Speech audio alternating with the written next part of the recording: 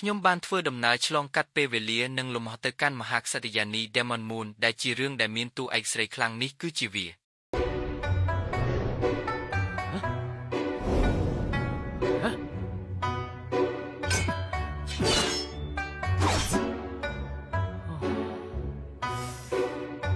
ទស្សនភាពមុនពេលមីឆេងយូអែនវីប្រហារទីក្រុងអធិរាជឥឡូវនេះខ្ញុំជាមេតបដេយូជែនប៊ីបញ្ជាតបសេះ300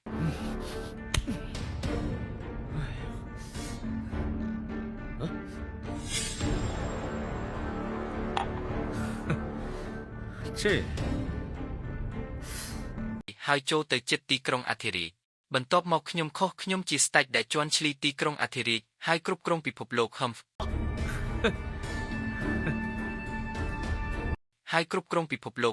ជាវគិងចេញពីផ្លូវមួយឆេវខ្ញុំគ្រាន់តែចង់សួរអ្នក小心礼让开